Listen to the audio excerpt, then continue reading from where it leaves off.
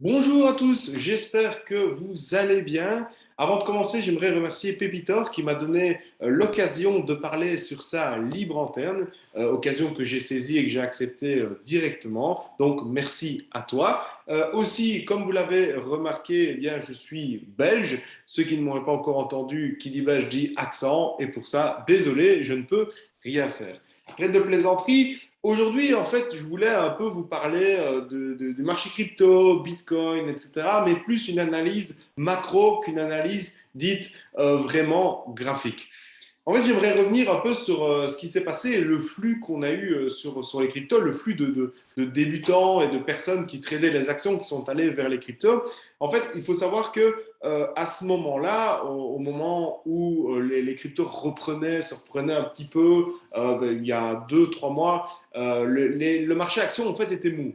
Le CAC consolidait et donc on a vraiment eu des personnes qui s'ennuyaient et qui ont vu les cryptos exploser, se dire, OK, il y a des choses à faire, il y a de l'argent à faire sur le marché crypto, je vais y aller. Alors, il y avait des traders et des personnes expérimentées, mais il y avait également beaucoup de débutants. Et donc, comme je le répète, ces débutants ont été attirés par deux choses, et même les autres personnes, par cet argent facile, hein, parce que le marché crypto est très volatile, et donc il y a une possibilité de faire de l'argent rapidement, par contre, il y a une possibilité de perdre de l'argent rapidement également, mais ça, on ne le dit pas souvent, et aussi par cette alt season où les altcoins, eh bien, en fait, explosent et prennent 30, 40, 50%. Et alors, est-ce qu'on a eu cette alt season? Eh bien, malheureusement, non.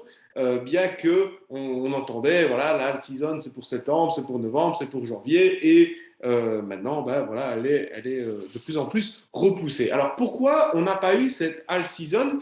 Eh bien, tout simplement parce que à un moment, le Bitcoin a commencé à consolider, à être dans un range, et il a cassé son range par le bas, ce qui fait qu'on n'a pas eu de all season. Alors, pourquoi le Bitcoin, en fait, décide un peu de comment vont se comporter les cryptos? Bien, tout simplement parce que le Bitcoin se comporte un peu comme un indice. C'est l'indice des cryptos, tout comme le CAC avec les actions. Quand le CAC perd 2%, eh bien, la plupart des actions perdent 3, 4, 5%.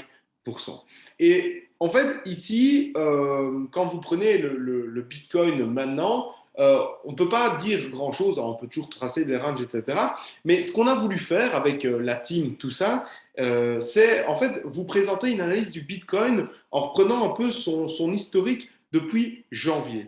Et en fait, en reprenant cet historique, on a pu pardon, déterminer des cycles du Bitcoin. Alors, ce sont des cycles qui nous sont propres, des cycles qu'on a déterminés, c'est peut-être pas la réalité, mais en tout cas, c'est ce qu'on voit. Donc, je vais vous partager directement mon écran avec le graphique qu'on a tracé.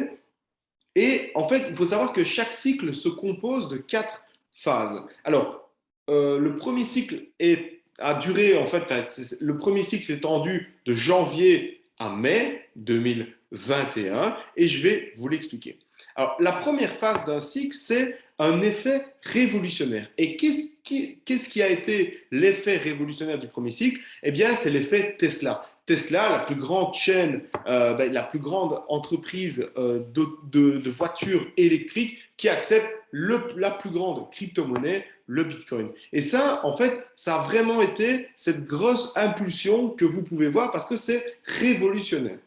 Ensuite, la phase 2, ce sont les news support. Alors, les news support, en fait, ce sont simplement ces news qui permettent de supporter en fait la hausse et de donner des bonnes nouvelles. On a eu notamment PayPal et Visa qui allaient accepter les crypto-monnaies. Il faut savoir qu'avant, ils ne le faisaient pas. Et donc, ça a été un peu ces news support qui ont aidé le Bitcoin à aller vers les 60 000.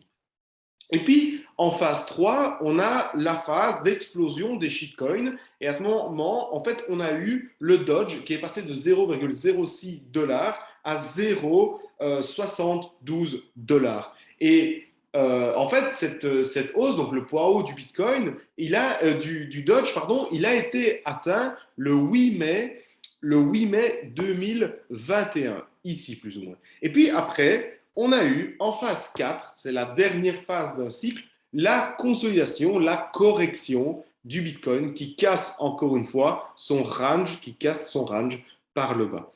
Et puis, en fait, on a eu cette zone d'accumulation vers 29 000, 30 000 dollars, une zone d'accumulation durant laquelle il ne se passait pas grand-chose. Et puis, il y a eu ce deuxième cycle. Et ce deuxième cycle, on reprend la même chose. Quelle a été la phase 1 du deuxième cycle, c'est-à-dire cet effet révolutionnaire? Eh bien, cet effet des NFT. Parce qu'il faut se rendre compte que les NFT, c'est tout un nouveau monde qui s'ouvre à la crypto-monnaie et c'est vraiment révolutionnaire. Ce qui a fait qu'on a vraiment eu cette poussée du Bitcoin avec ce nouvel attrait de nouveaux utilisateurs, etc. Et puis, en phase 2, les news supports, comme par exemple l'ETF sur le Bitcoin, le maire de New York qui se fait rémunérer en crypto-monnaie, le cinéma AMC qui accepte plusieurs crypto-monnaies, dont le Bitcoin, l'Ethereum, etc. On a eu également, pendant ce deuxième cycle, une correction sur ce niveau clé qui est les plus ou moins 40 000. Alors 40 600 ici, mais c'est cette grosse zone de 40 000, 41 000 qui est très importante.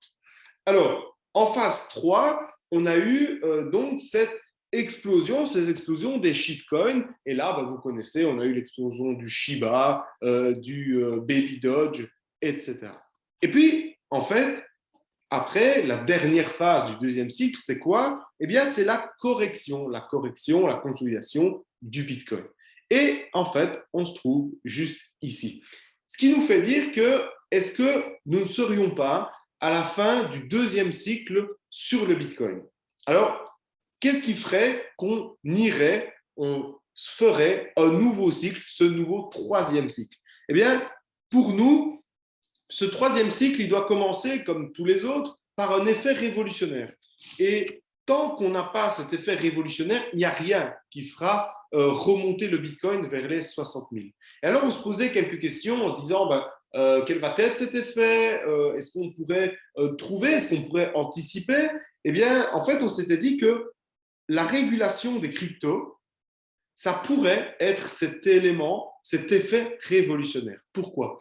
Parce que, premièrement, ça va permettre à d'autres utilisateurs de rentrer sur le marché crypto. C'est-à-dire qu'une fois qu'on régule, certaines personnes n'auront plus peur des crypto-monnaies. Il y a encore beaucoup de gens qui ont peur aujourd'hui de rentrer sur ce marché, tout simplement parce qu'ils disent oui, c'est pas régulé, si jamais le projet disparaît. On a eu le cas de la crypto Squid Game quand même. Et donc, ils ont un peu peur. Et je comprends, c'est normal. Et donc, cette régulation, eh bien, en fait, ça va peut-être donner confiance à certains utilisateurs qui, auparavant, n'avaient pas confiance à ce marché crypto pour rentrer justement et en fait, on aurait, tout comme les NFT, un nouveau monde qui serait attiré par le marché crypto et ici par le Bitcoin. On aurait également de grands fonds comme le fonds de pension américain ou alors des gouvernements qui, pourquoi pas, pourraient avoir dans leur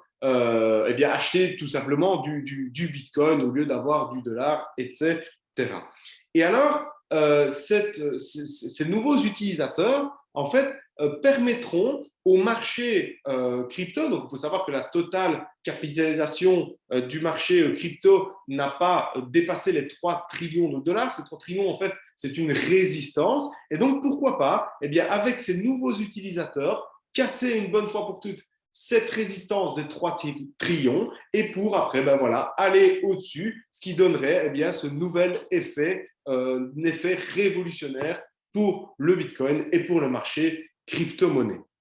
Voilà, ici c'était vraiment la présentation de ces 3 cycles, en fait les 2 qu'on connaît, et du 3e cycle qu'on va peut-être avoir d'ici 2022. Alors encore une fois, je ne sais pas si on est à la fin du 10e cycle ou si c'est simplement eh bien, juste une correction toute simple. Mais en cas de validation de ce scénario, eh bien, on pourrait avoir une correction qui s'établirait vers les 40 000, pourquoi pas 36 000, là où se situe la Kijun mensuelle, pour ceux qui utilisent Ishimoku. Et puis, voilà, on verra, on aura peut-être cette zone d'accumulation